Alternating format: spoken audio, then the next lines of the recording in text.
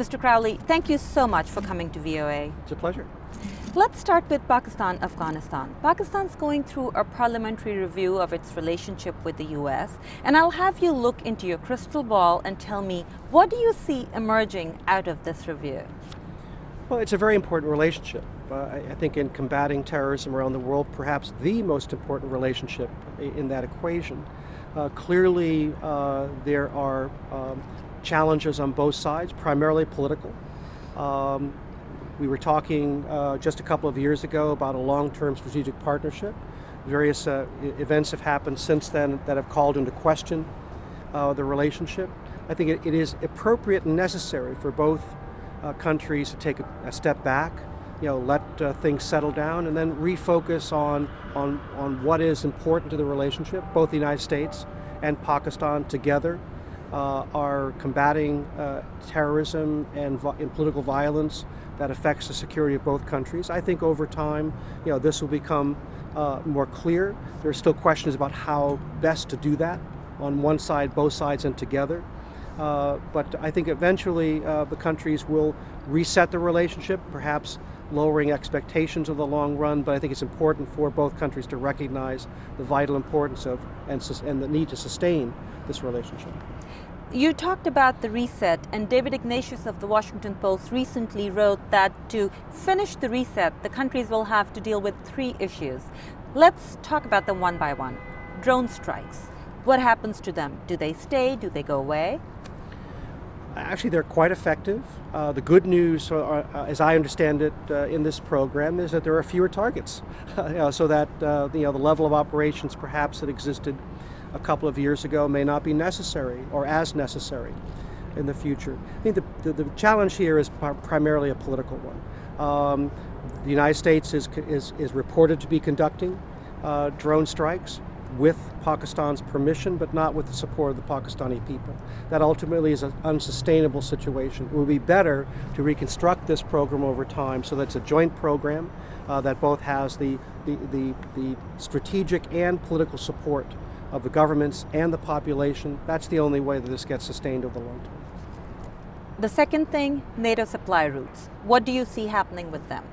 That's a challenge that actually is going to disappear in a couple of years, or at least be greatly reduced within a couple of years as the United States reduces its troop presence in Afghanistan. It is important. It's not the only supply route into Afghanistan, but over time that's one issue that will take care of itself. And in the short term, if they reopen, under what conditions do you see them reopening? Well, again, this is part of a larger question where obviously the United States and Pakistan both have a shared interest in the outcome of Afghanistan. So it's an issue that provides some political leverage, but ultimately the ability of the United States military together with NATO to operate in Afghanistan is in international interest. It's also in Pakistan's interest. And now to the third and most important of them, the talks with Taliban. How do you see the interests converging or diverging on that issue? Again, the Pakistan has a significant interest in what happens in Afghanistan over the long term. The Taliban and Pakistan have had a close relationship in the past, but as Pakistan, I think, has realized over time, this political insurgency, doesn't respect borders. So, the violence that has affected Afghanistan has also affected, Pakistan. So I think there is a shared interest in seeing a political process move forward. But all of those involved, the United States, Pakistan, and Afghanistan have to figure out exactly how this is going to proceed. This is going forward. And you talk about the shared interest. I want to bring in something that Marvin Weinbaum and James Farwell, the author of Pakistan Cauldron, wrote in an op-ed column, which is that even though Pakistan and US have clashed a lot, they seem to have their interests converging. Both of them want Taliban in the political process post-2014, but they don't want Taliban to dominate everything. They want other ethnic groups to check Taliban.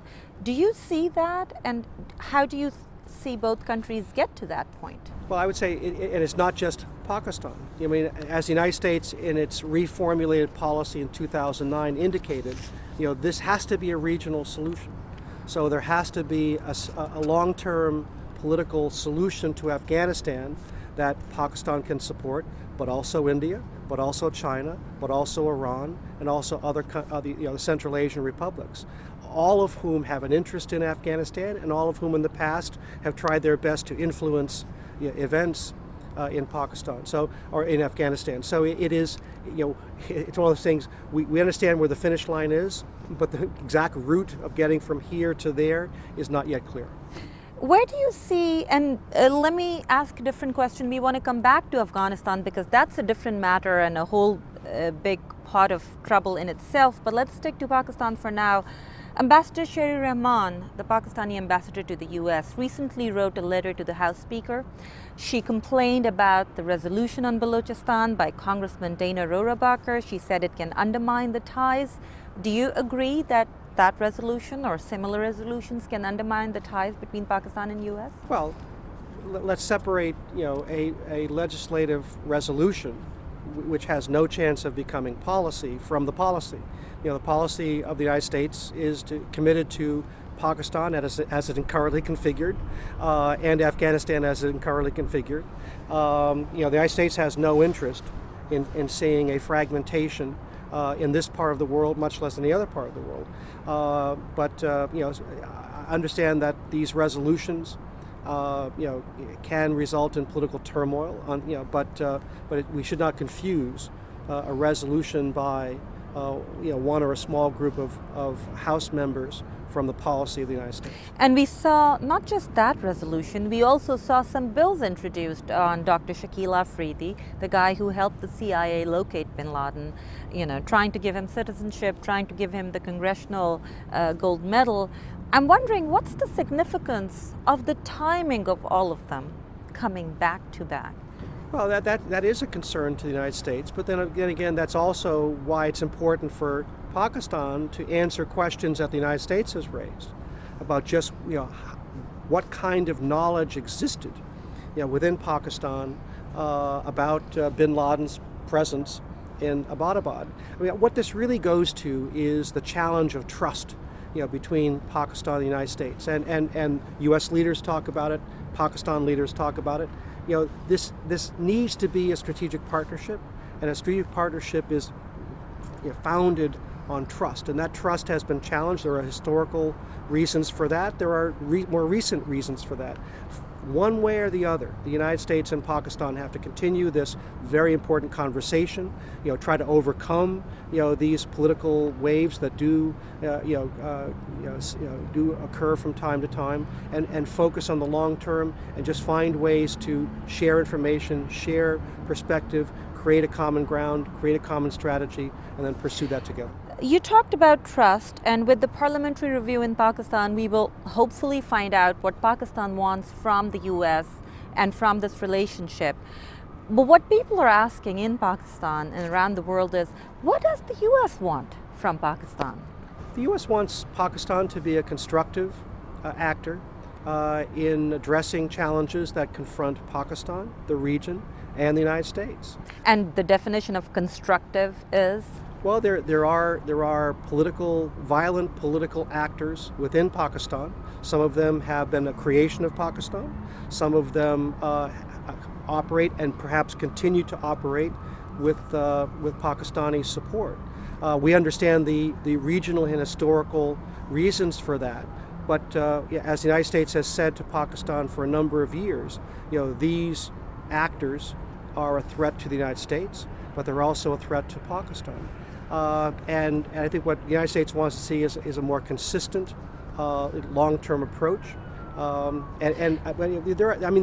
are questions and challenges on both sides. But and that's why this assessment and this ongoing dialogue and this ongoing partnership, as challenging as it can be from time to time, is important to both. Some in Pakistan do argue, though, that the U.S. has also supported violent groups when it served its national security interests or its strategic interests, and that if Pakistan does, and there's a big if there, I'm not suggesting they do, if it does support some groups, and considers it to be in its own strategic interest. How is it different? Well, and in fact, I mean, history's, and that is the history of this, and that is a major and justified concern for Pakistan. You know, there was a shared strategy by Pakistan and the United States and others, you know, to drive the Soviet Union out of Afghanistan. And it is absolutely fair to say that once that was accomplished, the United States largely left the region, turned its back on the region for a number of reasons relating to Pakistan's nuclear program, actually then sanctioned Pakistan, and that minimized, you know, cooperation.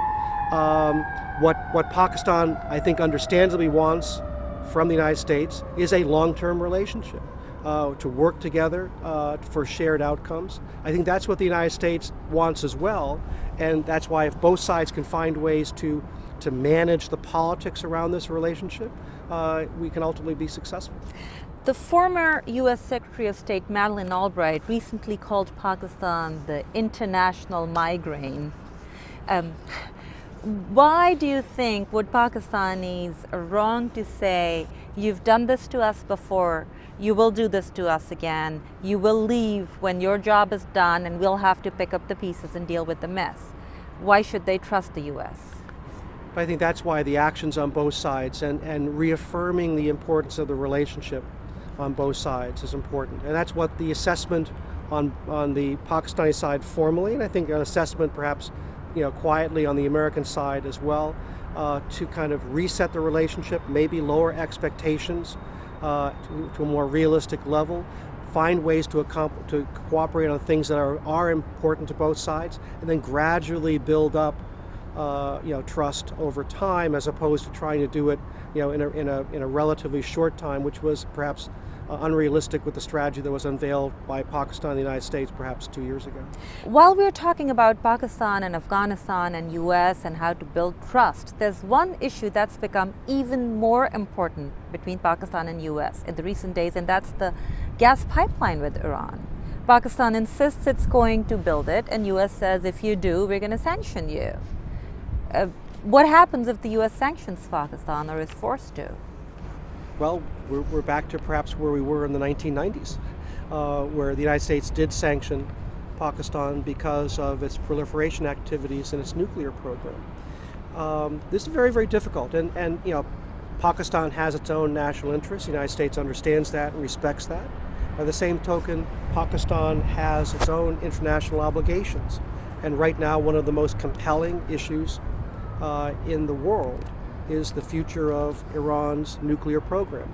There are international sanctions, but there are U.S. sanctions that say to countries, if you have an economic relationship with Iran, you need to find ways to wind that down, but you shouldn't start new business, you know, with Iran. And if Pakistan decides to start new business with Iran through this pipeline, it is potentially in violation of U.S. law. What kind of sanctions could be placed on Pakistan, and what impact do you see that can possibly have?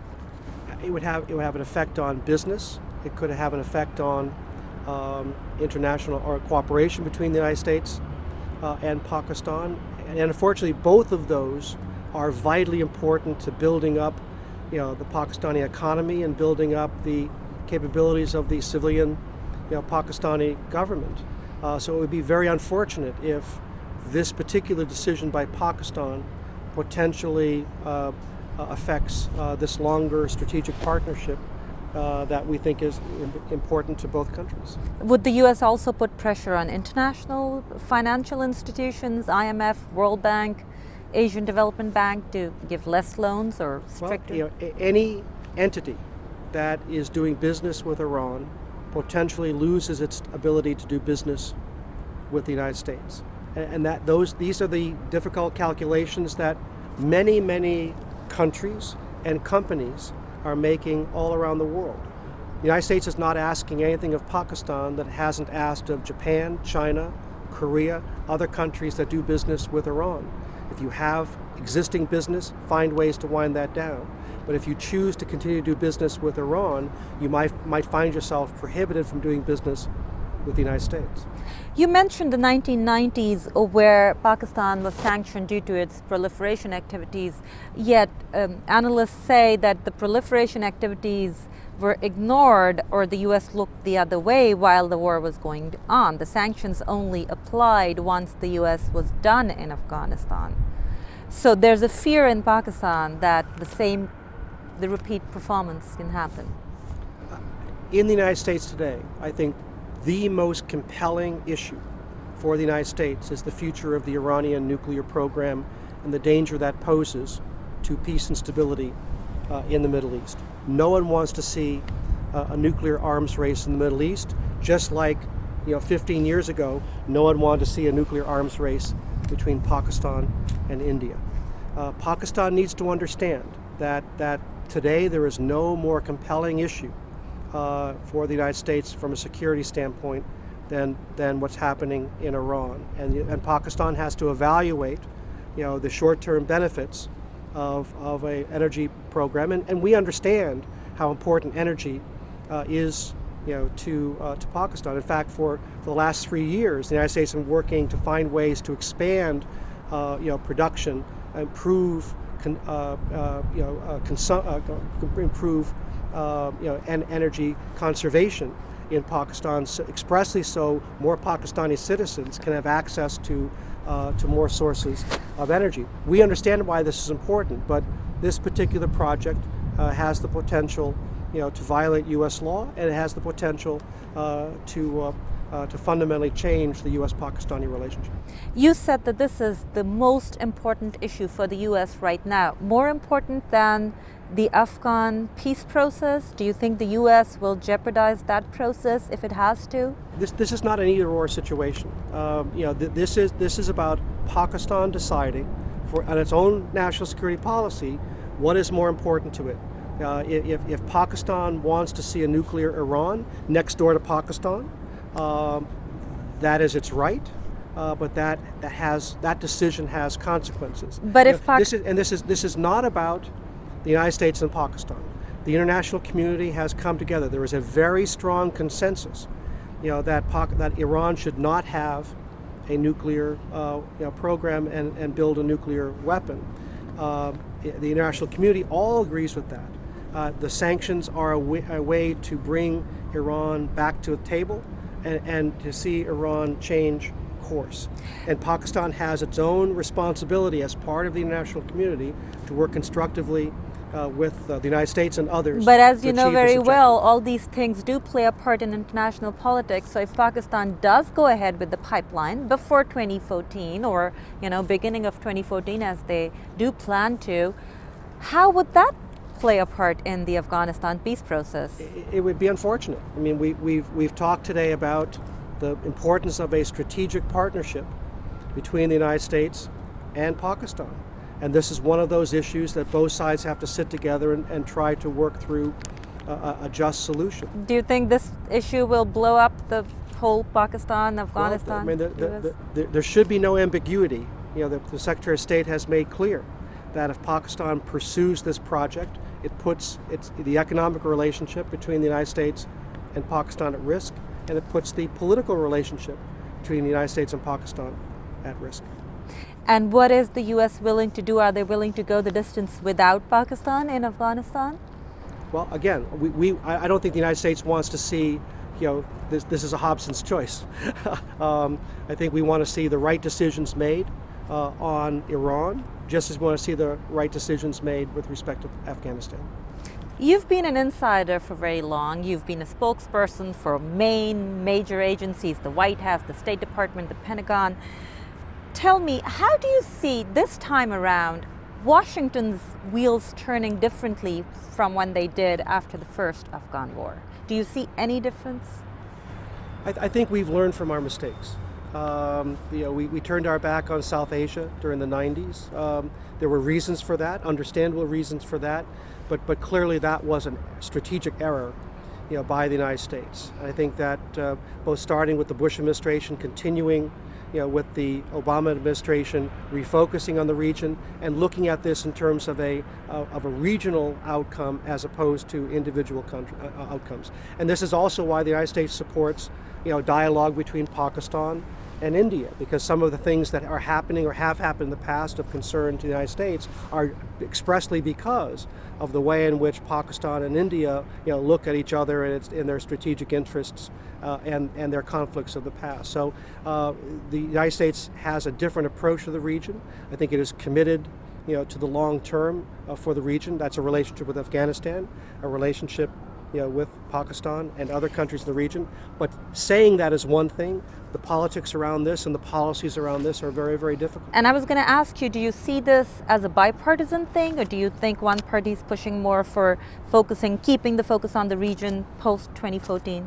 I think everyone understands, the strategic importance of Pakistan. And there are issues involved in this relationship. There are grievances on both sides. And I will just interrupt you. Yeah, and that's why this dialogue and this ongoing work, just needs to continue. No, I was just going to interrupt you and say, you say everyone understands, and yet we hear voices in Congress saying again and again, we're going to cut the budget, you're not doing enough, etc., etc. So when you say everyone, it is a parliament, and there are 100 different attitudes and 100 different policies, in Congress. But Congress reacts to events, but it's the White House that actually, is responsible for the policy formulation and the policy execution. But in a democracy in the United States, there are going to be a number of different voices saying a number of different things. In Pakistan as well, an emerging democracy has a lot of different ideas about what this relationship should be about. But that's where policy is consolidated in the executive branch of both countries, and that's why the ongoing dialogue is so important. Let's come to the third partner in this whole relationship, which is Afghanistan. And Afghanistan has been burning literally in the past few weeks. First it was the Quran, then it was the protests against the Quran that got people killed, including US soldiers. And now over the weekend there have been a massacre, an unfortunate incident, killing of civilians by a US Army soldier. How do you see this impacting the talks, and do you think the US can get out of this? Well, of course, and the other actor in this is the Taliban itself. Of course. Very, very difficult, short-term to intermediate-term, political challenge, and very difficult to manage on both sides. Obviously, a horrific event, not a representation of policy, but certainly a tragic development by the actions of one soldier. I think both countries, the United States and Pakistan and Afghanistan, need to focus on the long term. And the long term is both having a common strategy and then having enough resources devoted on all sides, so that you can achieve a favorable political outcome and achieve stability in the region. But the politics of this are going to be very, very difficult, and I would expect probably some changes will be inevitable.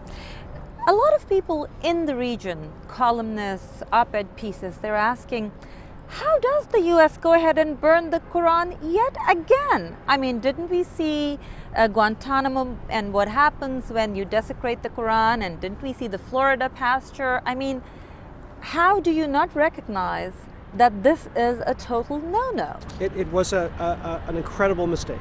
And I've asked that same question. 10 years of the United States trying to clarify and build a constructive relationship with the Islamic world. To have somebody who would not understand, how sacred, the Quran is a regrettable mistake. The United States is investigating it. It has indicated it is a mistake. And hopefully, and I think actually to Afghanistan's credit, while there were protests for a number of days, there were the tragic retaliations, there were every indication that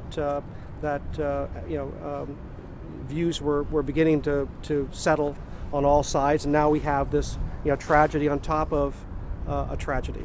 And you mentioned how Afghans reacted to the Quran burnings. Let me bring in the U.S. politics. This is a presidential year. We had some Republican nominees saying, yes, it was a mistake, but the Afghans should apologize for the killing of U.S. soldiers, which really didn't go well back in the region. Do you see the U.S. presidential politics in this very critical year playing a role in what's happening in Afghanistan and Pakistan? I think the issue of the apology and whether the president should have offered it or not, I think he did exactly the right thing, and I believe that that had a role in smoothing out the difficult reaction among an understandable reaction of the Afghan people. But I don't see the apology being really the issue. I think the real challenge for the United States, because these incidents have activated public concern both in Afghanistan and in the United States. It is very important for both countries to keep a focus on the long term. But I certainly think that if politics get embroiled in this, it could very well be that after 2014 we lose the prospect of a strategic partnership with Afghanistan. I think that would be detrimental to the region. I think it would be detrimental to U.S. interests, Afghan interests, and Pakistani interests. The Afghans, though, on an official level, calling this incident over the weekend mass murder. I heard one of the analysts saying if someone's fit to be a soldier, they're fit to be tried. How does the U.S. react? How do they deal with something like this? Well, I do think that the United States' credibility is on the line. No question that in Afghan tradition there has been a egregious action and an understandable demand for justice. Or international tradition, not just Afghan. Sure, I understand that. There's the investigation is already underway. The United States has pledged, to take this investigation seriously and let a legal course, proceed as it might. And that's going to be a great challenge. I mean, having formerly served in the military, no rational human being does what this individual has evidently done, and that actually could come into play in terms of the judicial process. Anyone in the judicial process has rights, is entitled to mount a vigorous defense before an impartial judge. That's a tradition in Afghanistan, it's a tradition in the United States. So we shouldn't, there should be justice, but I would caution that justice doesn't necessarily automatically mean the course that the people of Afghanistan are understandably demanding. Is there any possibility of having the soldier tried in Afghanistan, in an Afghan court? Under this current status of forces agreement, the United States will deal with this with its own military justice system, and I would just ask the people of Afghanistan to be patient, watch this process unfold, and then make a judgment when it's done and a fair verdict has been rendered. Now, I will draw your attention to another incident that happened not in Afghanistan but in Pakistan that people are mentioning, which is when a CIA contractor killed 2 people in the city of Lahore and claimed diplomatic immunity. He was eventually brought out of Pakistan but never charged and tried in the U.S. So people in the region are saying, you take your people out, then you don't try them, or you try them, we never find out what happens to them. Why should we? Well, that triggers a number of issues. On the one hand, he did have diplomatic protection, and under the Vienna Convention, which the United States has signed and Pakistan has signed, and it's in the interest of both countries, he has diplomatic immunity. Although, just to interrupt you, his diplomatic immunity was never clearly proven. Just to I was in the State Department and was heavily involved in this issue. I can assert with confidence that this individual had diplomatic immunity. He had diplomatic status in Pakistan. Now, on the same token, obviously, there was a tragic loss of life. As I left the State Department a year ago, this was being investigated. I do not know where that investigation has gone, My understanding is this individual felt he was threatened and took actions that he felt were in self-defense. But I simply do not know where the status of the investigation is. So there was a promise by the United States of an investigation once he came back to the United States, and that investigation was started before I left the government.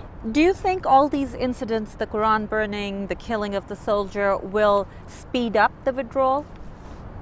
It could.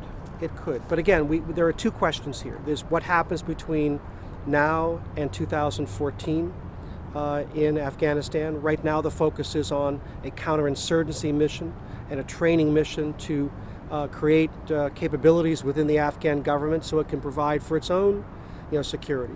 There's also a question of this long-term strategic partnership and continuing that training effort and continuing to attack terrorist elements in the region that are a threat to Afghanistan, Pakistan, and the United States. I do fear that depending on how the politics of this are handled, we could see changes not only in the short term, but at risk. What at risk really is the long-term relationship, and this is where this aspect of trust is so challenging. These are egregious actions, and when they happen, if you have a level of trust in the bank, you can draw from that, but the bonds between the countries hold. Here we have a situation because of various incidents, not only in Afghanistan and Pakistan, you look in the bank and there's not sufficient trust there. And some way, somehow, these countries have to rebuild that level of trust so that inevitably when you have these kinds of incidents, the people and the governments are confident that while they deal with the short-term situation, they have confidence in the long-term relationship. That's what the United States has to demonstrate to both Afghanistan and Pakistan going forward, that we are in fact committed to this region for the long term. The US is trying to talk to the Taliban. That is considered the key to withdrawing from Afghanistan. But the Taliban are already using this incident, as they did the last incident, as a propaganda tool. These are unfortunate incidents in their own right, and they come at a horrible time. But do you think that at this point any talks are possible? Very difficult under this environment, and certainly the Taliban is exploiting, these attacks, and may well be reevaluating their approach, to a peace process. Since 2009, the United States, NATO, and Afghanistan have kind of regained the initiative, taken back territory that the Taliban either controlled or influenced, and stabilize the situation in much of the country. Now the Taliban, and the Taliban, I think, had come to these prospective negotiations because they were under pressure. Now they may change their calculations, and they'll be watching very carefully to see how Afghanistan and the United States and Pakistan handle these latest situations on both sides of the border, and they'll be looking for possible opportunities and openings here. The Taliban right now is the only real beneficiary of the tragic events that have happened in the region in recent months. And what happens if they decide to just sit it out? I mean, where do we go? I mean, an insurgency normally ends through a political process and a political agreement. That is our hope, that is our strategy. But obviously you need cooperation of all the players, including the Taliban, and we'll see what decisions they make. Mr. Crowley, thank you so much. A pleasure.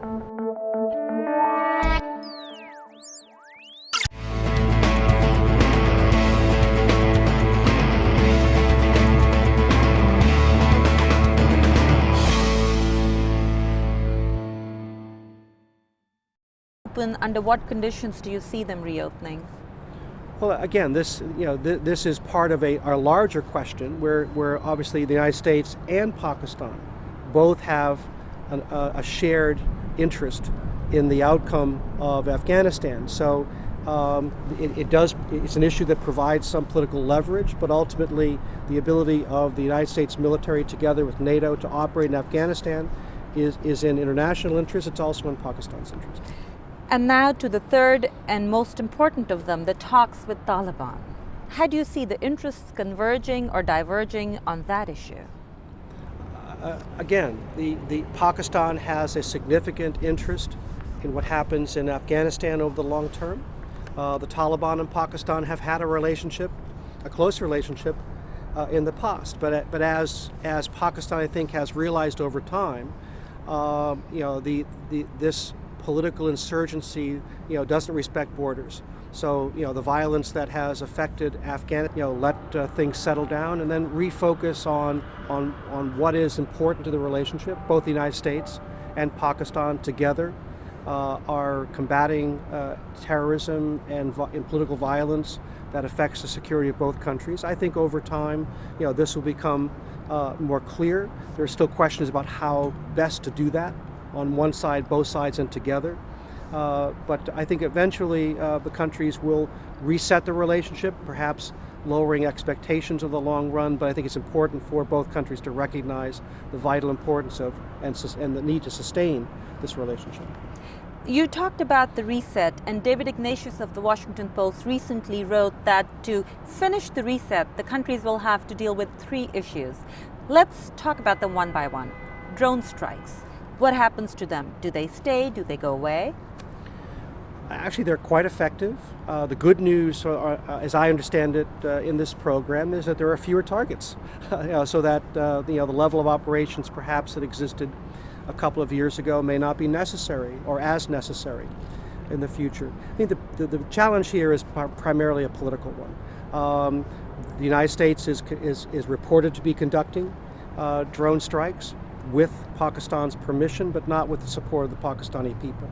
That ultimately is an unsustainable situation. It would be better to reconstruct this program over time so that it's a joint program that both has the strategic and political support of the governments and the population. That's the only way that this gets sustained over the long term. The second thing, NATO supply routes. What do you see happening with them?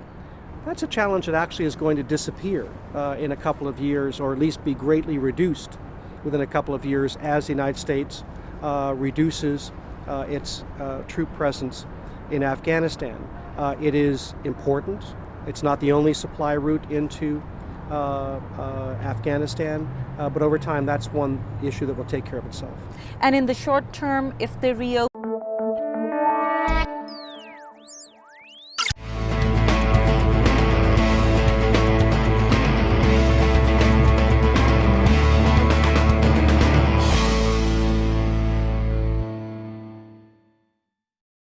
Mr. Crowley, thank you so much for coming to VOA. It's a pleasure. Let's start with Pakistan, Afghanistan. Pakistan's going through a parliamentary review of its relationship with the US, and I'll have you look into your crystal ball and tell me, what do you see emerging out of this review? Well, it's a very important relationship. I think in combating terrorism around the world, perhaps the most important relationship in that equation. Clearly, there are challenges on both sides, primarily political. We were talking just a couple of years ago about a long-term strategic partnership. Various events have happened since then that have called into question the relationship. I think it is appropriate and necessary for both countries to take a step back. Afghanistan has also affected Pakistan. So I think there is a shared interest in seeing a political process move forward. But all of those involved, the United States, Pakistan, and Afghanistan have to figure out exactly how this is going to proceed. This is going forward. And you talk about the shared interest. I want to bring in something that Marvin Weinbaum and James Farwell, the author of Pakistan Cauldron, wrote in an op-ed column, which is that even though Pakistan and US have clashed a lot, they seem to have their interests converging. Both of them want Taliban in the political process post-2014, but they don't want Taliban to dominate everything. They want other ethnic groups to check Taliban. Do you see that, and how do you see both countries get to that point? Well, I would say it's not just Pakistan. I mean, as the United States in its reformulated policy in 2009 indicated, this has to be a regional solution. So there has to be a long-term political solution.